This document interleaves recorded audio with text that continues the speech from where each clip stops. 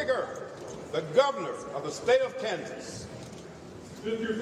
Sergeant of Arms, please admit the Honorable Laura Kelly, Governor of the State of Kansas.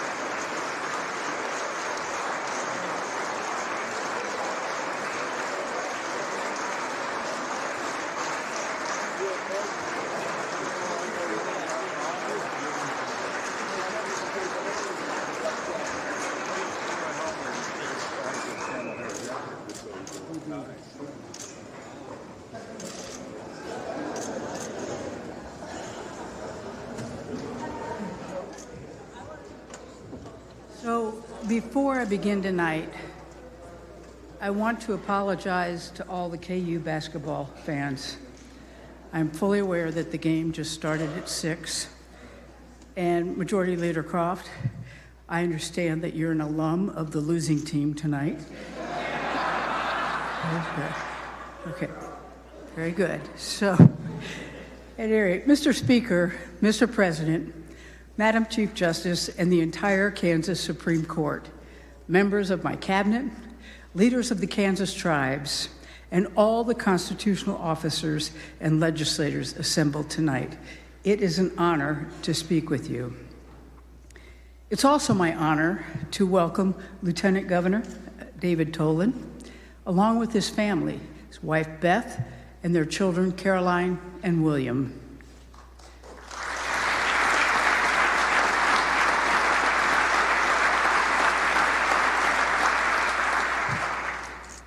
This time last year, I stood here and reviewed the tremendous turnaround our state had made in just 4 years. 4 straight years of balanced budgets, 4 straight years of fully funding schools, landing the largest economic development project in the history of our state. I declared the state of our state to be very strong.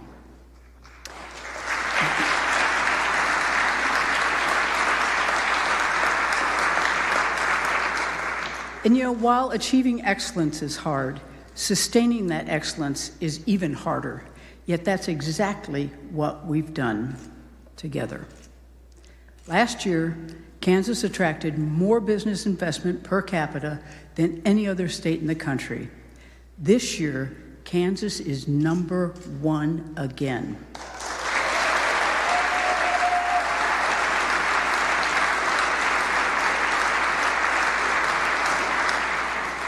Two years ago, thanks to the influx of new jobs, we hit record low unemployment rates. So we encouraged more Kansans to join the labor force and give them the tools and the training they needed. Now there are more Kansans working than ever before.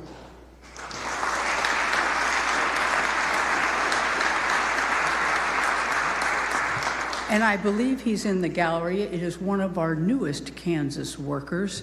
Alan Swan, if you are in the gallery, could you please stand?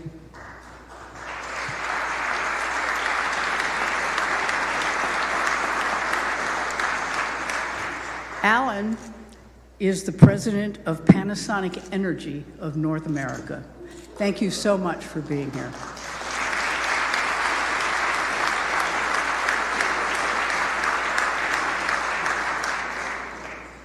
So, we also closed the Bank of KDOT, ensuring that infrastructure dollars were actually used for roads, bridges, trains, and broadband.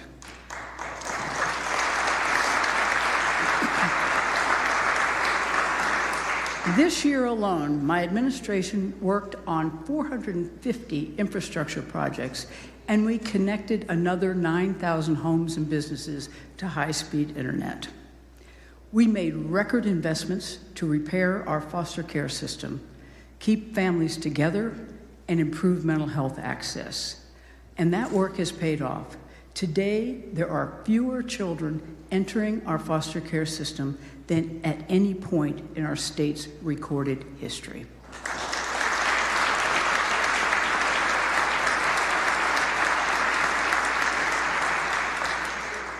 We also passed $1 billion of tax cuts for families, for our veterans, for homeowners, for farmers and ranchers. That's $1 billion in tax cuts.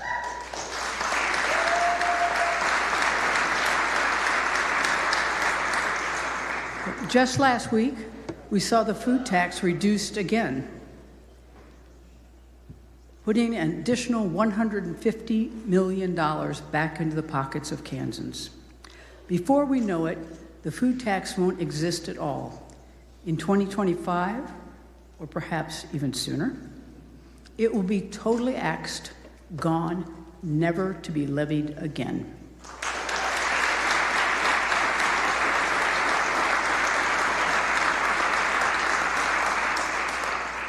I'm proud to stand here and tell you, without hesitation, that again, the state of our state is strong.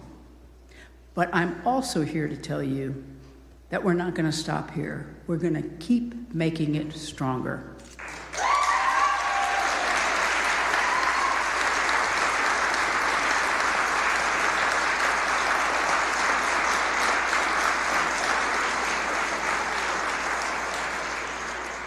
Now, not that you get the wrong impression, it's not like we haven't made any mistakes. Like when I thought I could design the new state license plate from my home computer. Now that was a mistake. But when you make a mistake, you own it and then you fix it. So we did the right thing. We put the new designs to a vote of the people. Because in Kansas, when the people strongly support something, we listen to them and act accordingly. Am I right?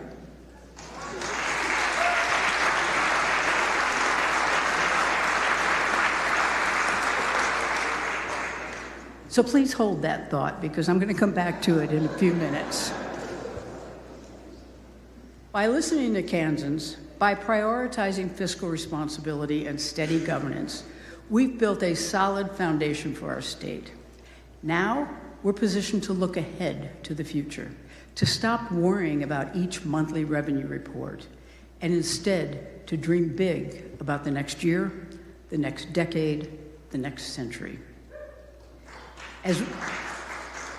As we move Kansas forward, it's critical that we not lose sight of what makes our state unique, that we preserve what it means to be a Kansan, what's fundamental to our identity, and that would be rural Kansas.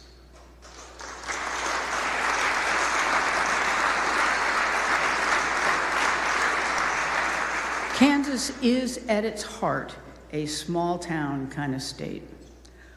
1 million people, a third of our population, live in communities with fewer than 40 people per square mile.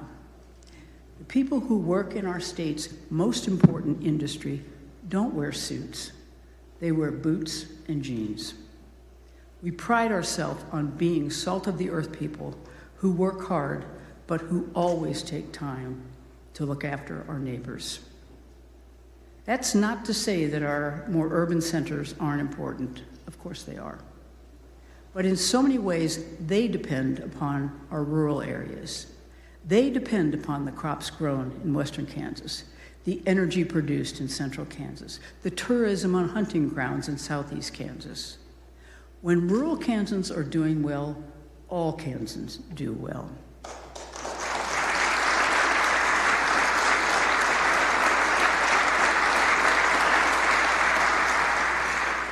That's why we have made empowering our rural communities a focal point of our administration. First, we created the Office of Rural Prosperity. Then we revived the Main Street program to rebuild the downtowns of our small towns. And thanks to Lieutenant Governor Tolan and the Department of Commerce, more businesses are opening in small towns across our state. Cherryvale recently secured a $400 million soybean crushing plant.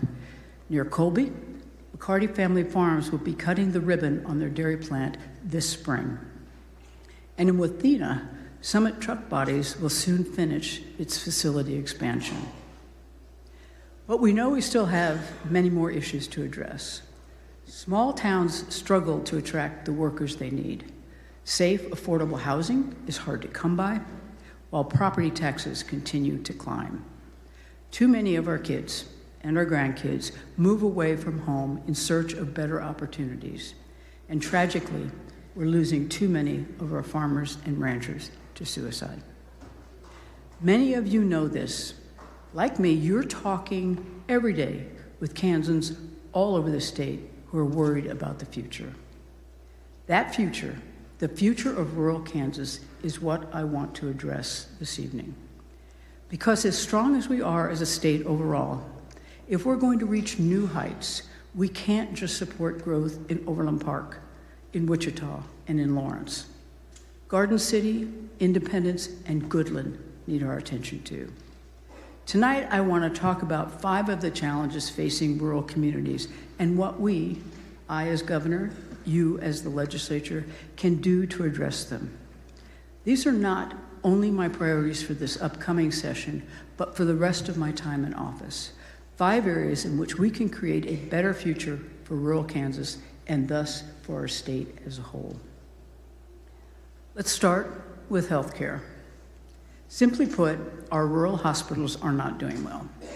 In just the past decade, 8 have closed down, including Harrington Hospital, which shut its doors in October after 104 years in operation. Soon after that, Fort Scott lost its emergency room, a gut punch to a community already reeling from the loss of its hospital 4 years earlier. 59 more Kansas hospitals are in jeopardy of following suit. That's 59 out of 102, more than half.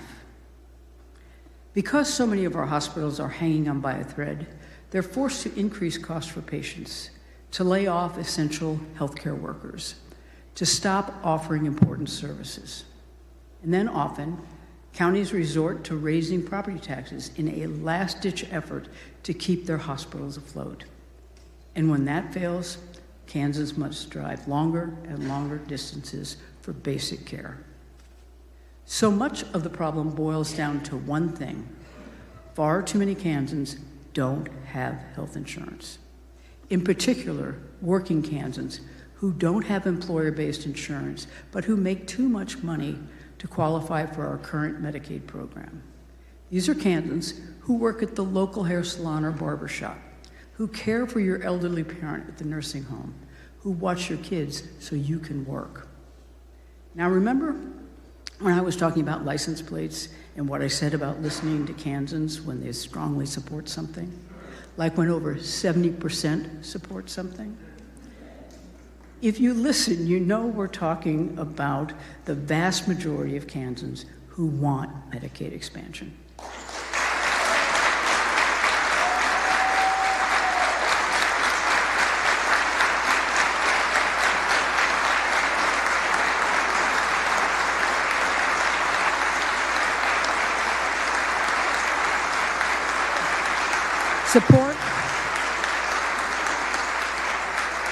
Support for Medicaid expansion has grown by leaps and bounds.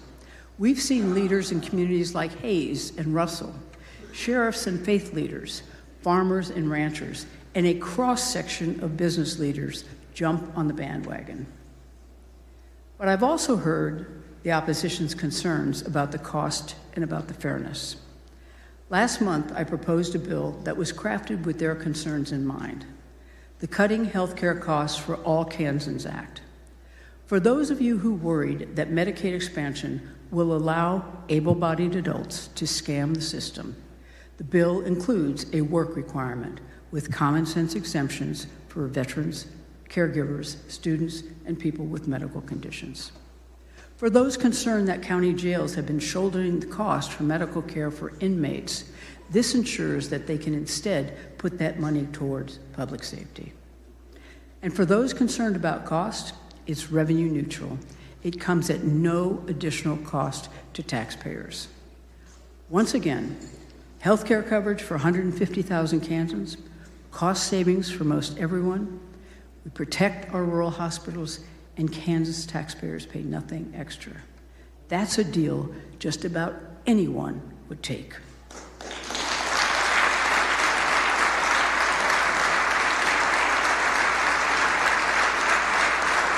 Now, this should not be a partisan issue. And in fact, I believe that if the issue were put to a vote today, the majority of you in this chamber would support it. Yet there are some who are so adamantly opposed to expansion that they won't even give you the opportunity to debate and vote. They dismissed the vast majority of Kansans who support Medicaid expansion. They stand by as states like California, New York, and every single one of the 4 neighboring states take our federal tax dollars to support their hospitals and their economies. They look away as rural elderly citizens have to drive farther and farther for care or just go without. They say that Medicaid expansion is not a silver bullet for our rural hospitals. And you know what? I agree. Of course it's not going to solve every challenge facing rural health care, but it's a critical part of the solution. We can't solve the problem without it. At this point, not expanding Medicaid is akin to giving up on your rural hospitals, your rural communities, your rural constituents. I refuse to do that, and you should too.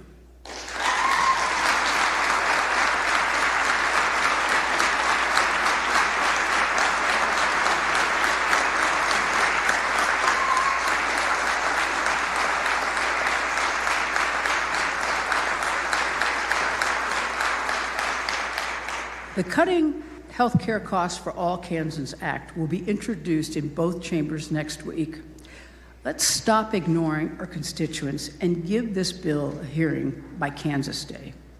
On the 163rd anniversary of our state entering the greatest democracy in the world, Kansans deserve a debate and then a vote on Medicaid expansion.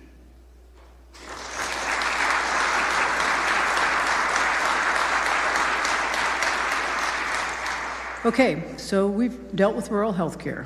Now let's talk about saving our rural public schools. 90% of Kansas kids go to public school, and in rural areas where there are hardly any private schools, that number's closer to 100%. When I first ran for office, I pledged to be the education governor, to make fixing our school system my #1 focus. It's what our state needed, and it's what our rural communities needed. Because several years back, when our state faced a severe budget crisis, it was our rural schools that took the hardest hit.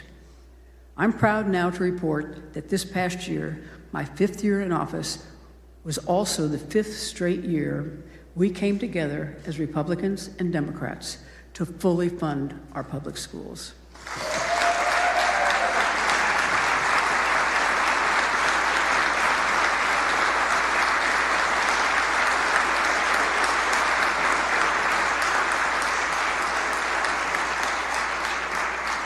That consistent investment is paying off. Right now, our high school graduation rate is the highest it's ever been. More of our students are going on to college or getting work credentials than ever before. And the number of students needing remedial instruction has dropped dramatically. You know, I've said that our state is back on track economically. It's also back on track academically.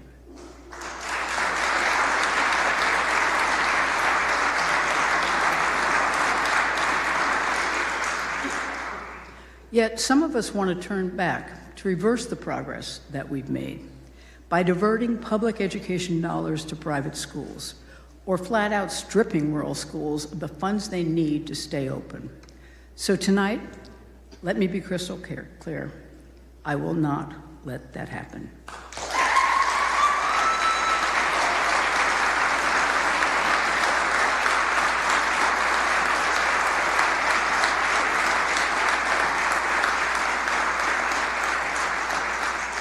I will continue to reject vouchers and any attempt to send public education dollars to private schools. Vouchers will crush our rural schools, plain and simple.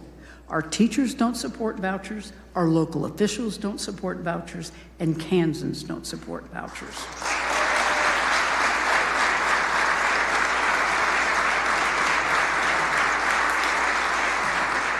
Believe me, if you represent a rural area and you're out there pushing for vouchers, you will be hearing from parents back home, wondering why you've turned your back on their schools and why you've prioritized private schools hundreds of miles away. Last session, I brought out my veto pen to protect our rural schools that were facing massive and immediate funding cuts. The district facing the largest cut was USD 225 in Fowler. You'll find Fowler on the drive between Liberal and Dodge City. It calls itself a small town with a big heart. You know, if I had not line item vetoed the school funding bill last year, Fowler's budget would have been cut by 25%, and that district would have closed. And it's not just the school district that would have suffered, it's the entire town that would have suffered. In recent years, Fowler schools have become more, not less, essential to its community. Fowler has transformed unused space in its high school into a business incubator, spurring entrepreneurship. It also started its own daycare center, allowing parents to participate in the workforce. If USD 225 were to close its doors completely, it wouldn't just shut down classrooms, it would shut down businesses. But even more than that, the loss of local schools would mean the loss of a special way of life, going right to the heart of what it means to live in small-town Kansas. When kids have to take the bus to another town miles away, you lose that grocery store run-in with your kid's teacher. You lose the bake sales. You lose the school plays. You lose the athletic rivalries. And you lose so much of what makes Kansas towns so special. But the town of Fowler isn't letting that happen. Fowler is fighting to protect its way of life. And tonight, I want to recognize the people who have led those efforts. Superintendent Jamie Weddick and School Board President T.J. Milford.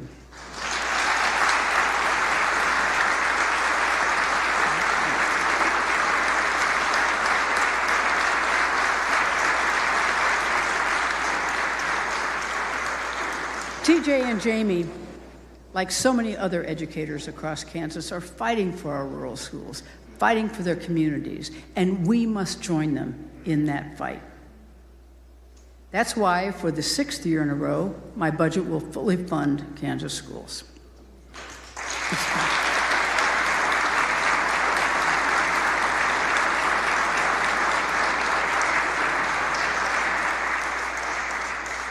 It's also why my budget will put Kansas on track to fully fund special education.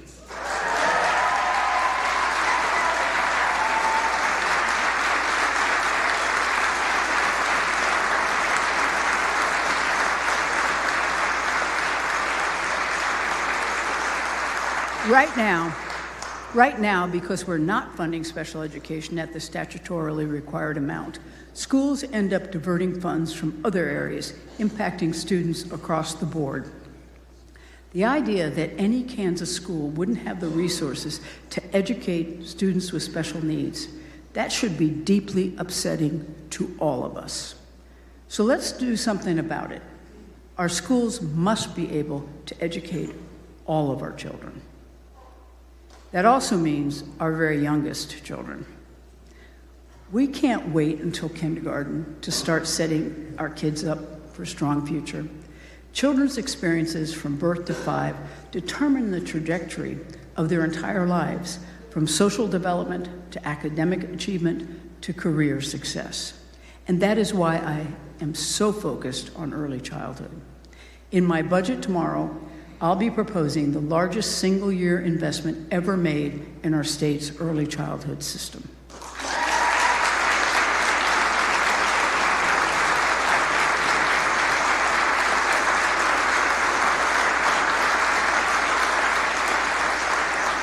A large part of that investment will go towards solving our state's child care shortage. Over half of Kansas families in search of child care cannot find an open slot, forcing many parents to quit their jobs. And the shortage are worse in our rural areas. That's bad for our children, stressful for our parents, and a time when every business is desperate for workers, it slows down our economy. Now, we've begun to chip away at the need. Between May of 2022 and August of 2023, 6,800 child care slots have been created across the state. We also provided tax credits to make it possible for businesses to provide child care for their employees. But we still have a lot more to do. We need to eliminate the red tape that makes it difficult for families and child care providers to access services. Right now, if a daycare center wants to set up shop, it must work with one state agency to get licensed, another to receive workforce support, and a third to get funding.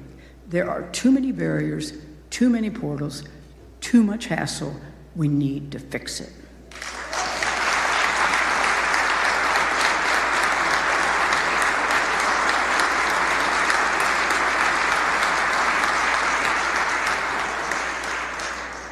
Last year, I created a task force charged with streamlining our early childhood services into a single entity.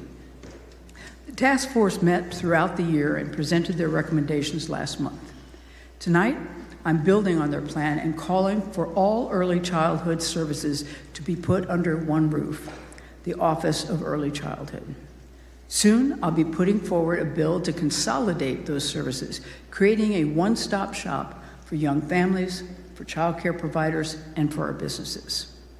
Now, I know that many of you are also passionate about improving our early childhood system. We have an opportunity this year to work together to make government more efficient and more effective and to address a major problem facing Kansas families. Now, we're able to make such important investments in our schools and early childhood system because we've grown our economy and managed the state in a fiscally responsible manner. Here in Kansas, instead of having to cut funding for essential services like other states are experiencing, we are not only able to increase investments, we can also address my next priority, the far too high cost of living. As I said earlier, we've cut taxes for Kansans by over $1 billion in total. But with so many working families still struggling, all of us can agree that we need to cut taxes again.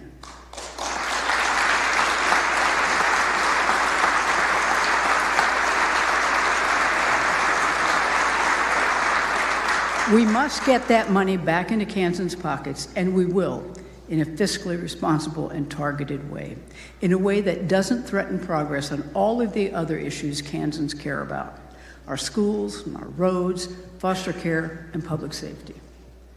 And unfortunately, that's exactly what one proposal, the flat tax, would do.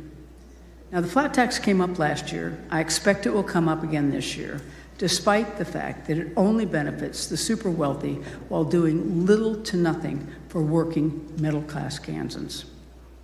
Arizona legislators passed a flat tax in 2021, and now they're facing a significant budget shortfall. And guess where the cuts are coming from? Their public schools, their law enforcement, and their infrastructure. We have been down that road before, and we don't want to go back. Not back to Brownback, not back to 4-day school weeks, not back to crumbling roads, falling down bridges, all because some politicians want to push through another reckless tax experiment.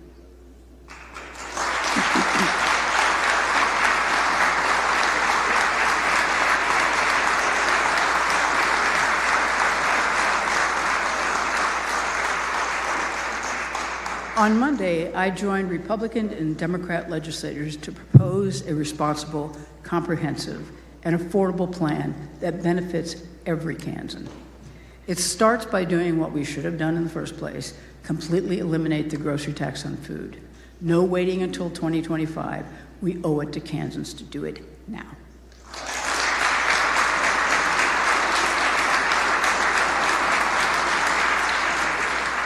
Next, we need to provide relief for our retirees, something I know is of utmost importance to many of us here. Our seniors have worked hard their entire lives, paying into Social Security so that they can enjoy a reasonable retirement. Their next chapter in life shouldn't be spent worrying about how they'll afford essential medications or whether they can put food on the table. So tonight, we're proposing to completely eliminate state taxes on Social Security altogether.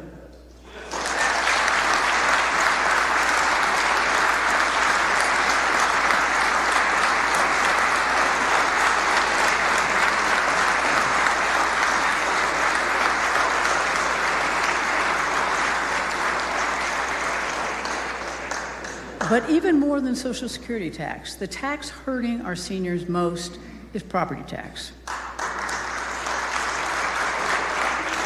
The reality is, as we see property values skyrocket in both rural and urban areas, elderly Kansans worry that they'll be priced out of their homes where they raised their kids, built their lives, and made precious memories.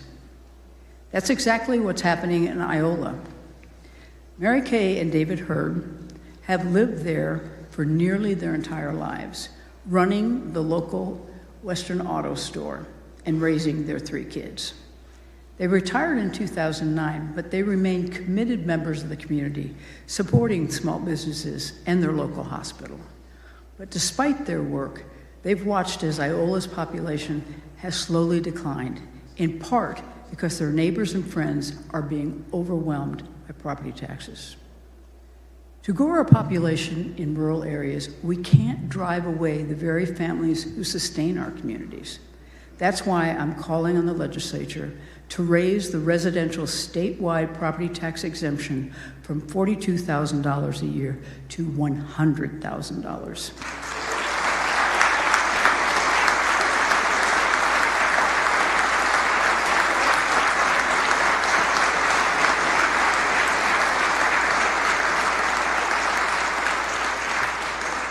It would provide folks like Mary Kay and David relief every year. And for 370,000 Kansas families, it would wipe out all or almost all of their state property tax bill. That's a property tax cut for 370,000 Kansas families.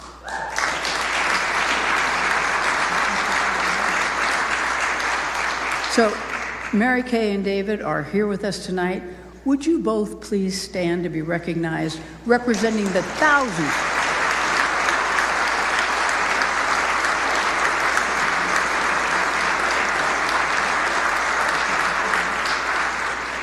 you represent thousands of Kansans who would benefit from a property tax cut.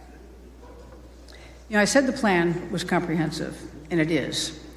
In addition to taking on property taxes, to making life more affordable for our seniors, it also creates a back-to-school sales tax holiday. It increases the standard deduction so Kansans will pay less when they file their taxes. And it helps every parent pay for childcare. So let's take the flat tax off the table once and for all. Instead, let's come together around this plan. It benefits all Kansans, not just those at the top. And it includes ideas from both Republicans and Democrats.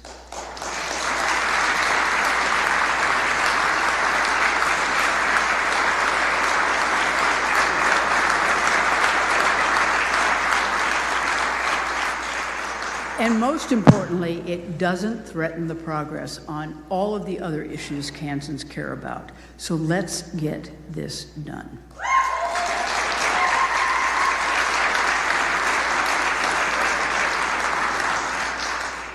On so many of the issues I've outlined tonight, we need to act now to improve the lives of rural Kansans.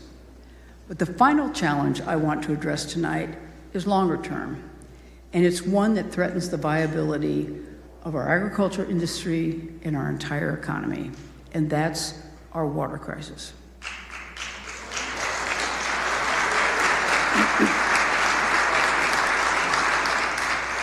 Right now we're seeing this crisis in small towns across the state.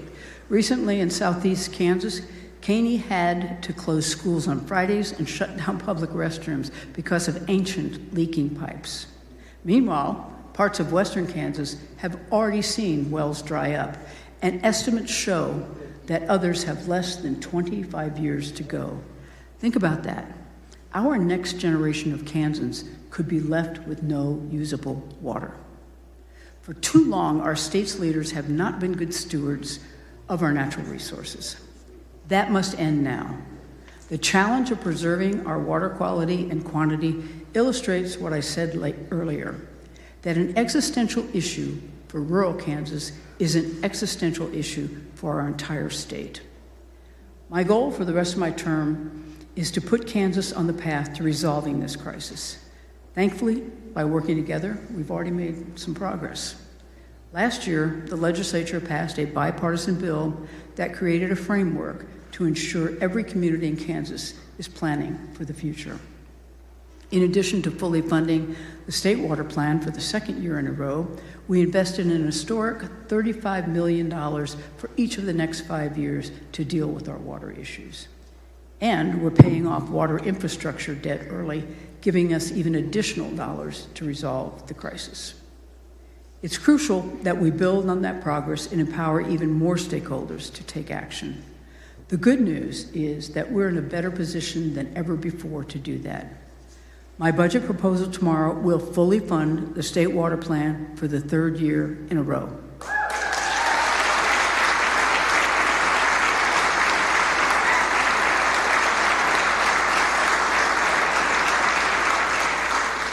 It will also provide resources for the new Kansas Water Institute at K-State to leverage expertise and develop innovative solutions to water challenges.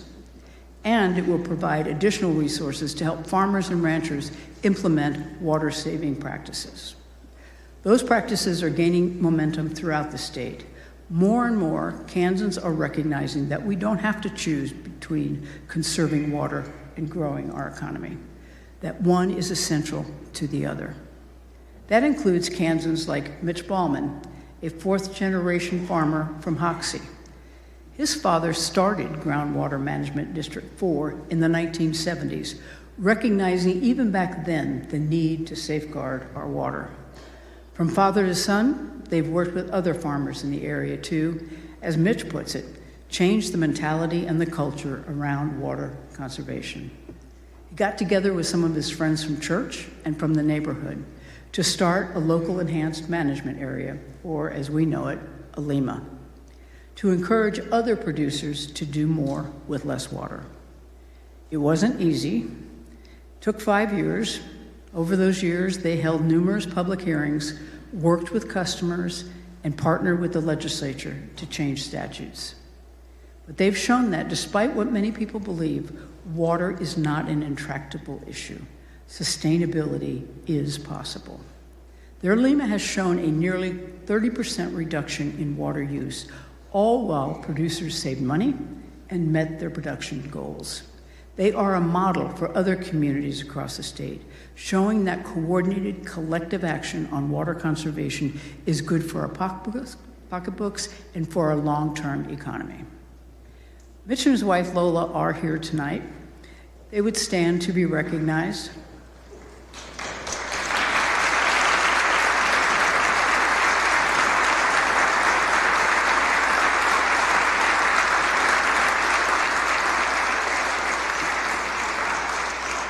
Mitch and Lola and others like them are making it possible to preserve the Kansas we all know and love.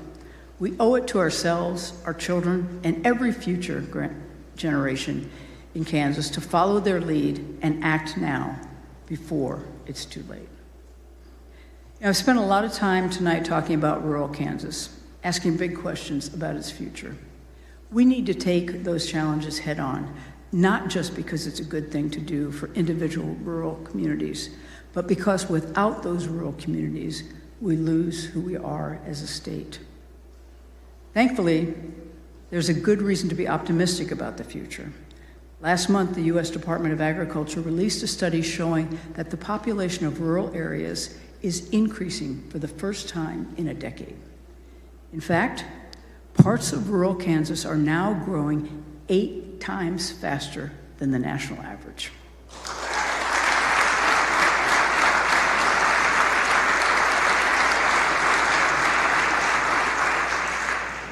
Yet too often, it seems as though people, especially here sometimes in the State House, believe our rural communities are doomed to shrink, that our hospitals are doomed to close, that our schools are doomed to decline, that we should be just throwing up our arms as if there's nothing we can do about it. I happen to think that's nonsense. So here's my message tonight. Step up for rural Kansas. Step up. This must be a priority. When rural Kansas is strong, Kansas is strong.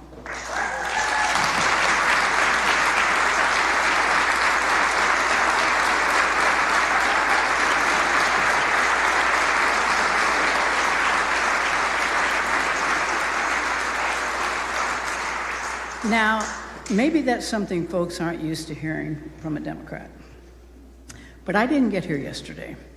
I know from years and years of traveling this great state, from one small town to another, that rural Kansas is not only the economic engine of our state, it's our heart, it's our core, it's who we are, and it's why we love being Kansans.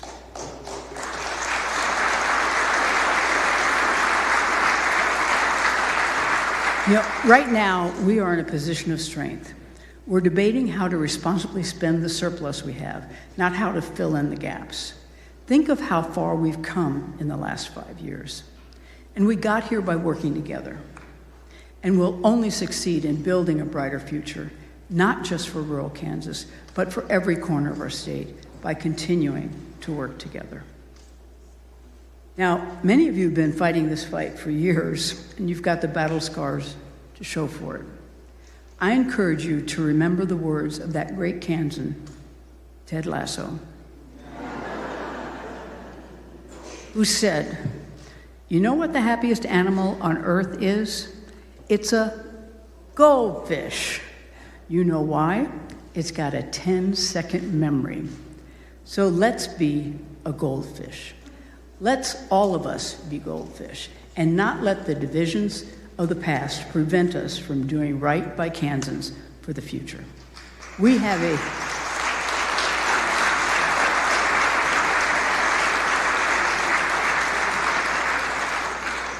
a unique opportunity to build on the progress we've made and to truly make a lasting impact on the state we love and the people we serve. Ad astra per aspera. Thank you and good night.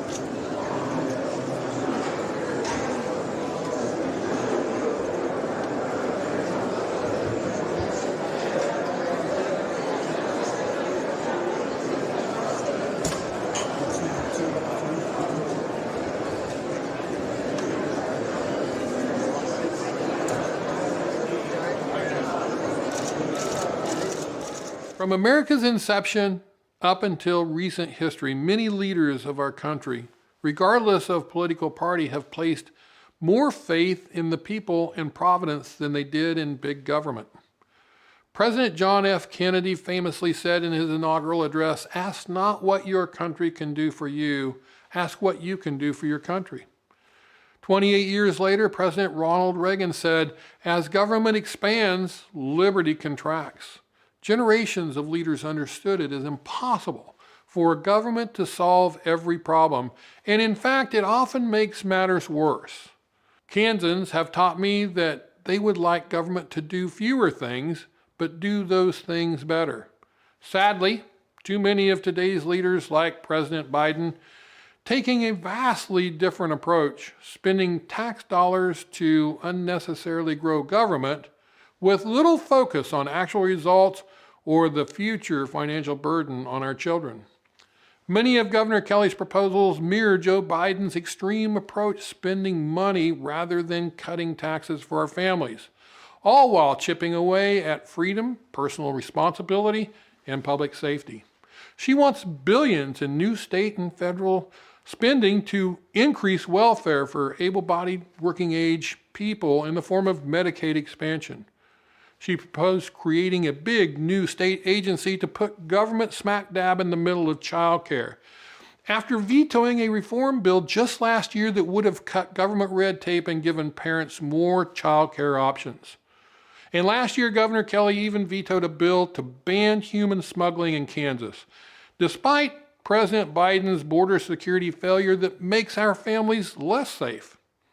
Her agenda and actions have been a significant departure from her campaign promise to govern from the middle.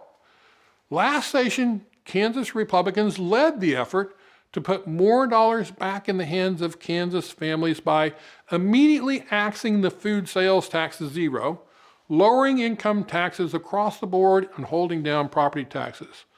Last year, we worked hard to meet the governor in the middle by passing a sustainable plan to reduce taxes. Unfortunately, Governor Kelly chose to play politics and vetoed this measure. With a soaring ending balance and a healthy rainy day fund, we remain more committed than ever to boosting household incomes and take-home pay. Too many family conversations in the living room are centered around higher prices and economic uncertainty. Kansas families deserve relief from inflation in the form of tax cuts, not a bigger government. Republicans also favor lasting solutions that work for our vulnerable populations, things like higher medical reimbursement rates, support for community mental health centers, eliminating the intellectual and developmentally disabled waiting lists, and increasing access to care with support for charitable health care clinics. These steps actually provide better care without growing the welfare state and dependency. Limited resources should be reserved for the truly needy instead of siphoning them away to able-bodied adults who don't want to work and who have access to other healthcare options. While we're at it, we will take more action to rein in energy costs during times when family budgets are squeezed by inflation. And finally, we will be ever vigilant in combating the danger posed by Communist China, cracking down on their espionage conducted by drones in Kansas, and safeguarding our farmland from foreign communist ownership are critical national security measures we can implement in the heartland. This year, with a clear agenda that puts people above politics, we will improve the services you receive from the state, like good highways and fully funded public schools, while limiting further government intrusion in citizen lives. As always, Republicans are committed to our K-12 schools. Last year, Republicans led the effort to fully fund schools, raise teacher pay, increase funding for special education, and encourage education innovation to ensure Kansas kids receive the absolute best education possible. We'll do this by listening, building relationships across the political spectrum, and putting real results ahead of empty rhetoric and extreme Biden-style agendas. Freedom, liberty, and respect still mean something to Kansas. That's the Republican Better Way and our commitment to all Kansas residents for 2024. Let's keep making things better together.